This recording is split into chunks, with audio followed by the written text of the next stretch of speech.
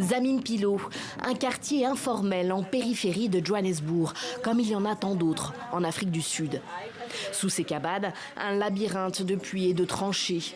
Des mines d'or abandonnées, mais toujours exploitées illégalement. On se cache sous nos lits, on a peur, on est traumatisé. Lorsqu'on marche dans la rue, on regarde derrière nous. On se demande si on sera encore en vie demain. On est jeune, mais on ne sait pas. Il y a eu beaucoup de viols ici à Zamimpilo. C'est pour ça qu'on a peur de sortir le soir. Beaucoup de gens ont été violés, des jeunes, des vieux. Johannesburg, la capitale économique du pays, a été fondée au moment de la ruée vers l'or, à la fin du 19e siècle.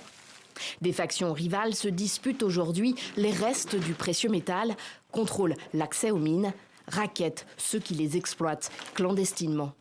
Les Amazama en Zoulou y travaillent dans des conditions terribles.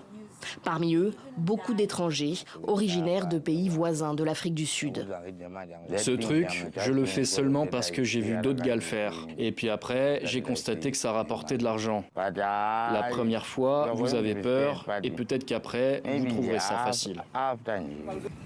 Le gouvernement se dit très préoccupé par la situation. Pendant 6 mois, jusqu'au mois d'avril, en amont des prochaines élections générales, il a mobilisé plus de 3000 militaires dans tout le pays pour lutter contre ce trafic. Il assure avoir arrêté en 2023 plus de 4000 suspects qui y sont liés.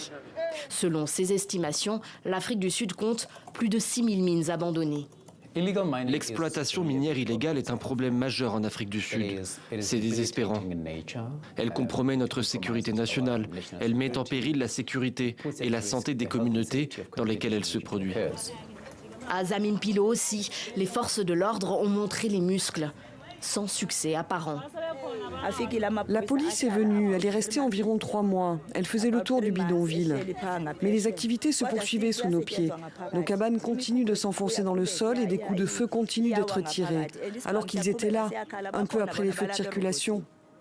Nombre de chercheurs considèrent que la répression n'est pas l'option à privilégier. Certains leaders communautaires à Zamimpilo plaident pour le démantèlement du bidonville.